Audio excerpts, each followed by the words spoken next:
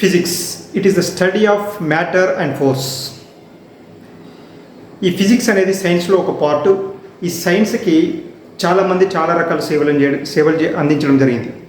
అందులో భాగంగానే ఈ సైన్స్కి ఒక మెథడాలజీని అందించినటువంటి వ్యక్తి ఫ్రాన్సిస్ బేకన్. ఇతను ఇందులో 4 రకాలుగా మెథడాలజీని మనకు అందించడం జరిగింది. అవి ఏంటి అంటే అబ్జర్వేషన్, ఎక్స్పెరిమెంటేషన్, వెరిఫికేషన్ అండ్ లా. ఇవి 4 కూడా సైన్స్ యొక్క మెథడాలజీలోకి వస్తాయని ఫ్రాన్సిస్ బేకన్ చెప్పడం జరిగింది. ఇతనే కాకుండా 21st సెంచరీ జీనియస్ అని చెప్పుకోదగ్గ వ్యక్తి. He is a person paraplegic in the 21st century. His name is Stephen Hawking. ఇతను రాసినటువంటి బుక్కే a brief history of time from the big bang to the black hole. Same thing theory of everything in the ఫెర్రో royal society ఇందులో publish చేయడం జరిగింది. ఇంకా చెప్పుకోదగ్గ వాళ్ళు Abbe Lemaitre, George Gamow, Edwin Hubble, Alexander Friedmann. వీరితో పాటు Einstein అని కూడా చెప్పుకోవచ్చు. He got a Nobel prize for photoelectric effect in 1905. ఇతను అన్నింటికంటే స్పీడెస్ట్ థింగ్ ఏంటి అంటే లైట్ అని చెప్పడం జరిగింది. లైట్ ఒక సెకండ్కి 3 lakhs kilometers per second స్పీడ్తో ట్రావెల్ చేస్తుందని ఇతను చెప్పడం జరిగింది. ఇప్పుడు ఇతను లైట్ ఇయర్ గురించి మెన్షన్ చేశాడు. లైట్ ఇయర్ అంటే ఒక సంవత్సర కాలంలో ఒక లైట్ ట్రావెల్ చేసే డిస్టెన్స్ని లైట్ ఇయర్గా చెప్పడం జరిగింది. అంటే 3 lakhs kilometers. 3 6 zeros multiplied with 24 multiplied with 60 multiplied with 60 multiplied with 365 days. ఈ మొత్తాన్ని కనుక క్యాలిక్యులేట్ చేస్తే వచ్చేదే 1 light year. అంటే ఇప్పుడు సపోజ్ ఒక ఆల్ఫా సెంచురీ అనేటువంటిది ఒకటి ఉంది. అక్కడ నుండి సన్కి ఈ రెండింటి మధ్యలో డిస్టెన్స్ మనం ఫైండ్ అవుట్ చేయాలంటే అప్రాక్సిమేట్లీ 4.3 light years పడుతుంది. అంటే మనం హాయ్ అని మెసేజ్ ఆల్ఫా సెంచురీ నుంచి కనుక పంపిస్తే సన్ దగ్గరికి వెళ్ళడానికి నియర్లీ 4.3 years పడుతుంది as per this light year. అలాగే ఐన్స్టీన్ థియరీ ఆఫ్ రిలేటివిటీ ఇవ్వడం జరిగింది. It is the 4th dimension thing. At the same time Rene Descartes, he invented coordinate geometry. He is from France. ఇతను Rene డెస్కార్ట్ ఇతను coordinate జామెట్రీని కళలోనే కనుక్కోవడం జరిగింది. అలాగే Einstein టైంకి meaning అర్థం లేదని చెప్పడం జరిగింది. ఇతనితో పాటు ప్రొఫెసర్ కార్ల్ సాగన్ ఇతను ఒక ఇంట్రడక్షన్ ఇవ్వడం జరిగింది. A brief history of time గురించి ఇతను ఇంట్రడక్షన్ ఇవ్వడం జరిగింది. ఇతను రాసినటువంటి 2 books ఏంటివంటే నెంబర్ 1 కాంటాక్ట్, నెంబర్ 2 బ్రలోస్ బ్రెయిన్. ఈ 2 books కార్ల్ సాగన్ రాయడం జరిగింది. దీనిపైనే జాన్ ఫాస్టర్ కాంటాక్ట్ అనే ఒక హాలీవుడ్ మూవీ కూడా తీయడం జరిగింది. నెక్స్ట్ వీళ్ళే కాకుండా హిగ్స్ బోసన్ వీళ్ళు ఏం చేశారు, గాడ్స్ పార్టికల్ ఒక బిగ్ బ్యాంగ్ థియరీని చెప్పడం జరిగింది.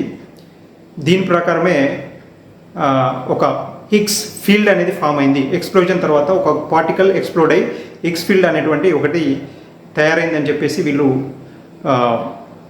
రీసెర్చ్ కంక్లూజన్ ఇవ్వడం జరిగింది. న్యాచురల్గా దొరికేటువంటి ఎలిమెంట్స్ 92. అందులో లైటెస్ట్ మినరల్ ఎలిమెంట్ వచ్చేసి hydrogen. Heaviest one uranium, that is 92. ఈ యురేనియం 92 తర్వాత ఉన్నటువంటి ఎలిమెంట్స్ అన్నింటిని కూడా ట్రాన్స్ యురేనియం ఎలిమెంట్స్ అని మనం పేర్కోవడం జరుగుతుంది. అదేవిధంగా ఇవన్నీ కూడా ల్యాబొరేటరీలో తయారు చేసినటువంటి యురేనియం తర్వాత ఉన్నటువంటి ట్రాన్స్ యురేనియం ఎలిమెంట్స్ అన్నీ కూడా ఇవి స్టేబుల్గా ఉండవు, వాతావరణంలో స్టేబుల్గా ఉండనటువంటి ఎలిమెంట్స్. అదేవిధంగా మెండలిస్ అనేటువంటి వాడు మనకు ఒక పీరియాడిక్ టేబుల్ ఇవ్వడం జరిగింది. ఇది ఆటమిక్ వెయిట్ బేస్ చేసుకొని మనకి టేబుల్ ఇవ్వడం జరిగింది. అలాగే మోస్ట్లీ ఇతను కూడా పీరియాడిక్ టేబుల్ ఇవ్వడం జరిగింది. ఇతను ఇచ్చినటువంటి టేబుల్ ఆటమిక్ నంబర్ బేస్ చేసుకుని ఇవ్వడం జరిగింది. ఈ ప్రపంచంలో కానీ ఈ విశ్వంలో కానీ ఎక్కువ మీకు దొరుకుతున్నటువంటి ఎలిమెంట్ ఏది అంటే hydrogen. Everything constructed with the help of hydrogen only. ఈ హైడ్రోజన్ని ఇన్వెంట్ చేసింది ఎవరు అంటే క్యావెండిష్ ఫ్రమ్ ఇంగ్లాండ్. మామూలుగా మనకి వైబ్రేషన్స్ వల్ల హీట్ జనరేట్ అవుతుందని మనకు తెలుసు. సో అదేవిధంగా ఈ రెండు హైడ్రోజన్ ఆటమ్స్ ఏవైతే ఒకదానికొకటి తిరుగుతూ వైబ్రేషన్ క్రియేట్ చేస్తూ ఉన్నాయో దానివల్ల హీట్ జనరేట్ అవుతుంది సన్లో. సో ఇలా హైడ్రోజన్ ఆటమ్స్తో స్టార్స్ అనేటివి పుట్టడం జరిగింది. ఈ విషయంలో కనుక తీసుకుంటే మొట్టమొదటి ఆటమ్ హైడ్రోజన్, ఇది స్టేబుల్గా ఉండదు.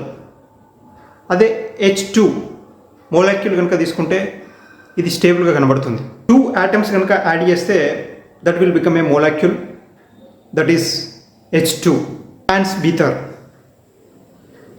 ఇతను సూర్యుడి మీదకి వెళ్ళకుండా we can say what are the elements are presents in the sun అని చెప్పచ్చు అని ఇతను చెప్పడం జరిగింది.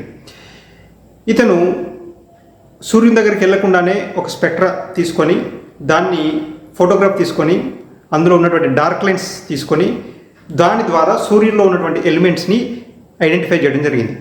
దీనికి గాను హ్యాన్స్ బీటర్కి ఫిజిక్స్లో నోబెల్ ప్రైజ్ ఇచ్చారు. సో ఇప్పుడు ఇతని ఎక్స్పెరిమెంట్ ప్రకారం సూర్యుల్లో అబెండెంట్ ఆఫ్ హైడ్రోజన్, హీలియం ఉందని చెప్పడం జరిగింది. ఈ hydrogen plus hydrogen under certain pressure that will be converted as a helium, so that is exploding as a hydrogen bomb. ఈ హైడ్రోజన్ బాంబు ఎక్స్ప్లోడ్ అవ్వడం వల్లనే సూర్యుల్లో హీట్ జనరేట్ అవుతుంది అని చెప్పడం జరిగింది. ఈ హ్యాన్స్ బీటర్ ఇంకా ఏం చెప్పాడంటే ఈ ఎలిమెంట్స్ ఎంత ఉన్నాయో దాని క్వాంటిటీ ఎస్టిమేట్ చేసి సూర్యుడి యొక్క వయసుని మనకి చెప్పడం జరిగింది. యాక్చువల్గా సృష్టి ఆరంభమైంది సెర్న్ ఎక్స్పెరిమెంట్ ద్వారా. గాడ్స్ పార్టికల్ అనేది ఒకటి మనకి సైంటిస్టులు ఇవ్వడం జరిగింది. ఇది 13.8 బిలియన్ ఇయర్స్ ఎగో ఈ గాడ్స్ పార్టికల్ అనేది ఎక్స్ప్లోడ్ అయ్యి అందులో నుంచి సృష్టి అనేది మ్యాటర్ ఎక్స్పాండ్ అవుతూ వస్తుంది అని చెప్పేసి చెప్పడం జరిగింది. అయితే అది ఏర్పడ్డ తర్వాత 13.8 బిలియన్ ఇయర్స్ తర్వాత ఇప్పుడు సూర్యుడి వయసు ఇప్పుడు ప్రజెంట్ ఇతని హ్యాన్స్ బీటర్ ప్రకారం 4.5 బిలియన్ ఇయర్స్ సూర్యుడి వయస్సు. అంటే సృష్టి ఏర్పడిన తర్వాత అప్రాక్సిమేట్లీ 9.3 బిలియన్ ఇయర్స్ తర్వాత ఇప్పుడు ప్రజెంట్ మనం చూస్తున్నటువంటి సూర్యుడు ఆవిర్భవించడం జరిగింది అని ఈ హ్యాన్స్ బీటర్ కంక్లూజన్ ఇవ్వడం జరిగింది. అలాగే ఇప్పుడు మరి ఇందులో ఉన్నటువంటి హైడ్రోజన్ ఎక్స్ప్లోడ్ అయ్యి ఏదో ఒక స్టేజ్లో ఎగ్జాస్ట్ అయిపోతుంది. ఈ సన్లో ఉన్నటువంటి హైడ్రోజన్ ఎగ్జాస్ట్ అయిపోయిన తర్వాత మొత్తం అంతరించిపోయిన తర్వాత నెక్స్ట్ ఏం జరుగుతుంది? దాన్నే సెకండ్ స్టేజ్ ఆఫ్ సన్ అంటారు. ఈ సెకండ్ స్టేజ్ సన్లో ఏం జరుగుతుంది అంటే సన్కి దగ్గరలో ఉన్నటువంటి మెర్క్యూరీ ఇందులో వచ్చి పడిపోతుంది, ఇది తీసుకుంటుంది. నెక్స్ట్ వీనస్ని తీసుకుంటుంది, తర్వాత ఎర్త్ని తీసుకుంటుంది. ఇవన్నీ వచ్చి దీంట్లో మర్జ్ అయిపోతాయి సన్లో. అప్పుడు సన్ మనకు ఎలా కనబడుతుందంటే ప్యూర్ వైట్ కలర్లో మాత్రమే కనబడుతుంది. మరి ఈ సన్ సెకండ్ స్టేజ్ అయిపోయిన తర్వాత నెక్స్ట్ ఏం జరగబోతుంది? దాన్నే థర్డ్ స్టేజ్ ఆఫ్ సన్ అంటారు. ఇది ఏమవుతుంది అంటే మెర్క్యూరీ, వీనస్, ఎర్త్ ఇవి అందులోకి వెళ్ళిన తర్వాత వాటి సన్ యొక్క సైజు తగ్గిపోతుంది. సో ఈ సైజు ఎంతవరకు తగ్గుతుంది అంటే there is a certain limit. ఆ లిమిట్ ఇచ్చింది ఎవరు అంటే Chandrasekharan. He is from Karnataka. He went to US పెనిసిల్వేనియాకి వెళ్ళి అక్కడ ఒక 2 స్టూడెంట్స్కి ఇతను ఫిజిక్స్ టీచ్ చేయడం జరిగింది. థామస్ ఎడింగ్టన్ దగ్గర ఇతను వర్క్ చేశాడు. ఇతనితో పాటు చంద్రశేఖర్తో పాటు ఇతను టీచ్ చేసినటువంటి ఇద్దరు స్టూడెంట్స్ కూడా నోబెల్ ప్రైజ్ రావడం జరిగింది. సో ఇది third stage of sun. Next వచ్చేసి fourth stage of star or sun.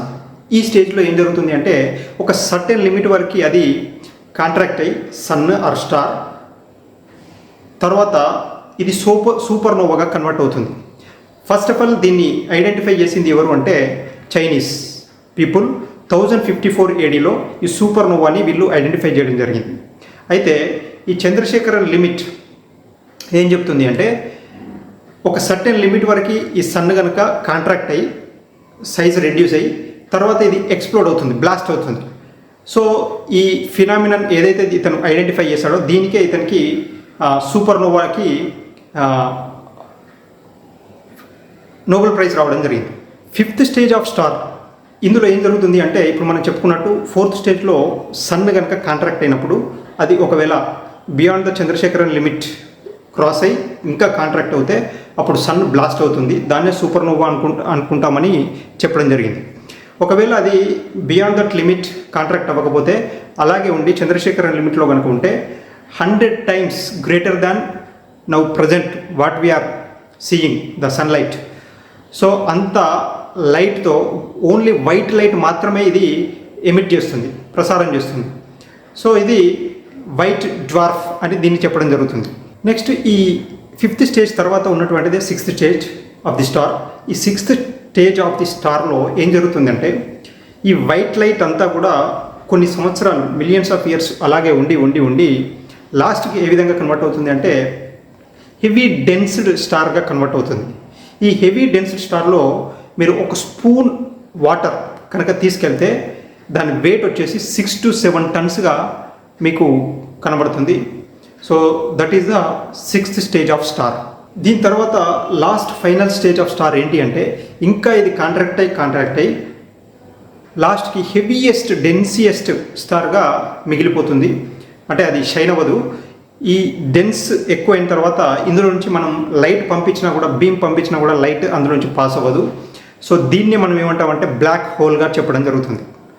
So ఈ స్మాలెస్ట్ కాంట్రాక్ట్ అయినటువంటి పోర్షన్నే బ్లాక్ హోల్గా చెప్పడం జరుగుతుంది. ఇప్పుడు మనం ప్రజెంట్ ఇక్కడ నుండి 2 బ్లాక్ హోల్స్ని మనం చూడొచ్చు. సైరస్ ఏ, సైరస్ బి, ఈ బ్లాక్ హోల్స్ని మనం చూడొచ్చు. మనం ఇప్పుడు ప్రజెంట్ మిల్కీ వే అనేటువంటి ఒక గెలాక్సీలో ఉన్నాం.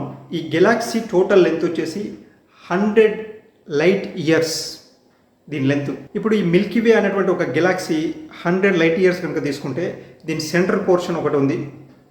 ఈ సెంట్రల్ పోర్షన్ నుండి సన్ కనుక తీసుకుంటే సన్ ఎలాంగ్ విత్ 9 శాటిలైట్స్ ఈ గెలాక్సీ చుట్టూ కూడా తిరుగుతూ ఉంటుంది.